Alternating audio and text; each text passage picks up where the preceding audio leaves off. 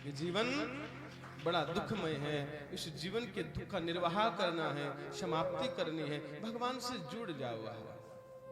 तुम इस देह से प्रेम कर रहे हो। एक कथा आपने सुनी गोस्वामी तुलसीदास जी की है। गोस्वामी तुलसीदास जी का जीवन देखो, कितना प्यारा जीवन है। भगवान से लो लग गया। किस बात पर? पत्नी ने एक बार कह दिया है। गोस्वामी की जीवनी देखो। गोस्वामी जी महाराज का जब जन्म हुआ तो घर के लोग बड़े उत्साह मना रहे थे, हमारे घर में एक बालक आएगा। माता पिता को प्रेम था, मन में उमंग थी। लेकिन जब गोस्वामी जी का जन्म हुआ तो परिस्थिति अनुकूल हो गई, प्रतिकूल हो गया। क्या हुआ कि समय थोड़ा सा बदल गया, फिर हो गया। जिस लग्न में बालक का जन्म होना था वो लग्न छूट गया और दूसरे लग्न में बालक का जन्म हो गया। एक मिनट का भी आगे पीछे हो जाए तो जन्म कुंडली में ग्रह बदल जाते हैं, उसका भाग्य, उसका प्रतिफल, उसका जीवन बदल जाता है। अब तुलसीदास जी के जो पिता थे वो बड़े बड़े प्रवीण थे, बड़े विद्वान थे, ज्योतिषाचार्य थे। अब वो सोच रहे थे कि मेरा बालक इस लगन में जन्म लेगा तो मेरे घर के लिए कुल दीपक बनेगा। अब बालक का जन्म का समय आया, दाई ने जो बालक को जन्म कराती उस दाई ने थोड़ा सा विलंब कर दिया। लगन समय बदल गया, एक मिनट आगे पीछे हुआ तो लगन बदल गया और जो बालक कुल का दीपक बनना था वो कुल का नाशक बन गया। प्रभु आपकी। जैसे ही बालक ने जन्म लिया, जन्म लेते ही बालक की मां मर गया। परिस्थितियां प्रतिकूल हो गया, विपरीत हो गई। पिता को क्रोध आया। पिता ने कहा यह बालक मेरे लिए, मेरे घर के लिए अच्छा नहीं है, इसको फेंक दो।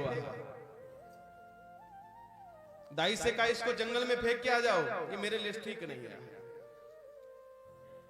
महाराज कथा कहती है बालक को जंगल में फेंक दिया गया।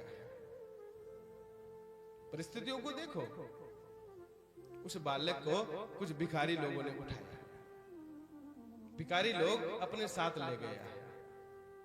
बालक भिखारियों के साथ पलने लगा, भिखारियों के घर में रहता। अब भिखारियों का काम क्या है? मांगना, गा गा कर मांगना। अब भिखारियों ने उस बालक को भी गाना सिखा दिया। प्रभु आपकी।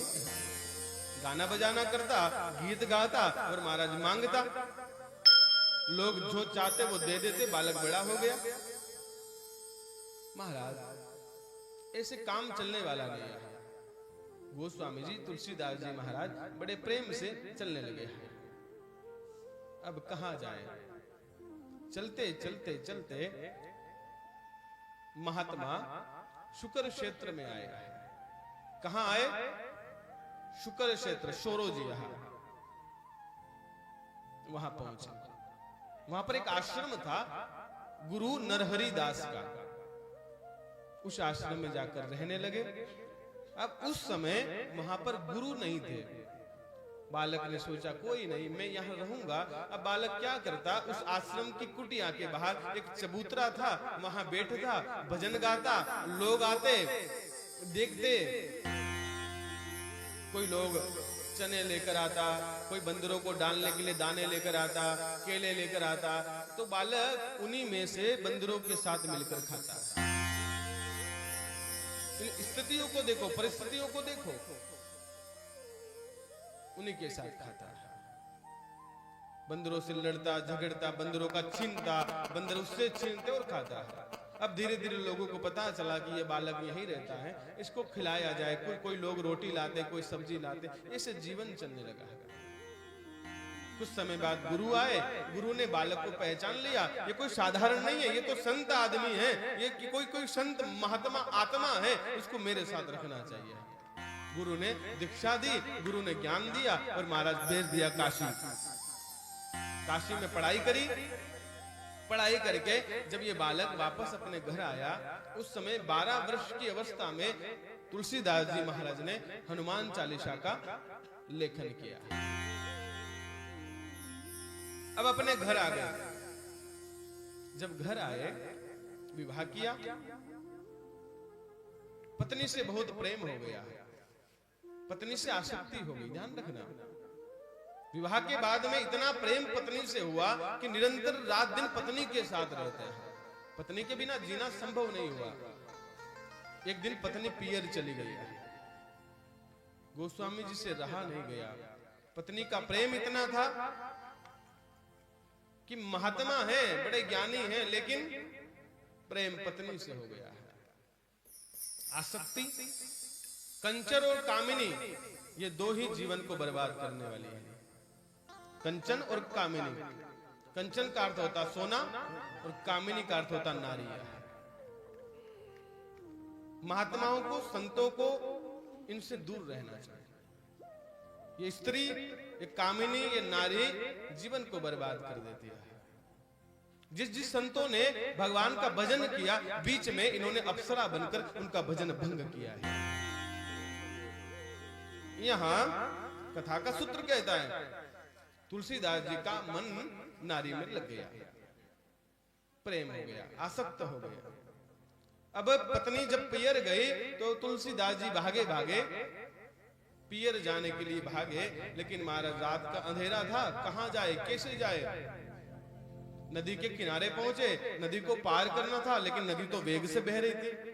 मन में प्रेम, पत्नी से मिलने का काम जाग गया है, मुझे मिलना है, अपनी पत्नी के पास जाना है। अब महाराज रात के अंधेरे में देखा नहीं, उस नदी में एक मरा हुआ मृत शरीर आ रहा था, उसके ऊपर बैठ गए और महाराज उसके ऊपर बैठकर पार करने लगे। ये काम देखा भी नहीं, सोचा लकड़ी है और मुर्दे के ऊपर बैठकर नदी को पार किया, मुर्दे को किनारे लगाया, फिर भागे। अब रात के अंधेरे में किसको जगाए? रात के अंधेरे में रात के अंधेरे में किसको जगाए? उस समय तुलसीदास जी महाराज ने घर पर चढ़ने का कोई योजना नहीं बनी, पीछे के दरवाजे से ऊपर चढ़े और घर के अंदर जाना था जहां पत्नी सोई थी। अब वहां कैसे जाए? तो वहां पर एक सर्प लटक रहा था। उस सर्प को रस्सी समझ लिया अंधेरे में, और रस्सी पकड़कर समझकर सर्प को पकड़ा और उसके सहारे घर के अंदर कूद गया। पत्नी ने देखा, रत्नावली उनका नाम था, तुलसीदास जी की पत्नी का नाम रत्नावली। रत्नावली ने देखा, अरे स्वामी इतनी रात को कैसे आना हुआ, क्यों आए हो? तुलसीदास जी ने कहा, मुझसे रहा नहीं गया, मैं तुमसे दूर नहीं रह सकता, तुमसे बहुत प्रेम करता हूं। रत्नावली ने कहा, स्वामी ये हाड़, ये मांस का शरीर, ये चमड़ी का शरीर एक दिन नष्ट होना है, नश्वर शरीर है। इस नश्वर शरीर से तुम इतना प्रेम करते हो? इस शरीर के लिए तुम नदी के वेग में बहकर आ गए, कैसे आए? तुलसीदास जी ने कहा, एक मुर्दे के ऊपर बैठकर आया है। उसने कहा, अरे स्वामी यहां अंदर कैसे आए? बोले ये रस्सी पकड़कर आया। उस देवी ने वहां रस्सी देखी, रस्सी नहीं, वहां तो सांप लटक रहा था। उस देवी ने कहा, महाराज इतना प्रेम मुझसे करते हो, मुर्दे के ऊपर बैठकर आ गए, सर्प को रस्सी समझ लिया। यदि इतना ही प्रेम तुम भगवान से करते तो तुम्हें भगवान मिल जाता। तुलसीदास जी के मन में यह बात चुभ गया है, ये शब्द चुभ गया कांटे की तरह। अब आए तो काम का चिंतन करने, लेकिन महाराज काम को तो भूल गए, शब्द की चोट लग गई, गहरी चोट है। बैठ गए, विश्राम किया। अब जैसे ही पत्नी सोई, रत्नावली सोई, और महाराज तुलसीदास जी उसको सोता छोड़ चले गए काशी। प्रभु आपकी काशी रुके नहीं, वहां से चित्रकूट गए, कुछ समय चित्रकूट में रहे। पत्नी ने देखा मेरे स्वामी कहां गए, मित्रों से खुजवाया, ढूंढाया, पता चला चित्रकूट में है। रत्नावली भागी भागी चित्रकूट गई, कहा स्वामी मेरे साथ चलो। लेकिन महाराज जैसे ही पत्नी चित्रकूट आई, गोस्वामी जी चित्रकूट छोड़कर मिथिला पहुंच गया। माता सीता की शरण ली, माता सीता के साथ रहे। वहां पर भी आई रत्नावली, गोस्वामी जी ने वो जगह भी छोड़ दी, वापस काशी आ गया। काशी में जब रत्नावली गई, रत्नावली ने कहा स्वामी मुझसे भूल हो गई, गलती हो गई, मेरे साथ चलो।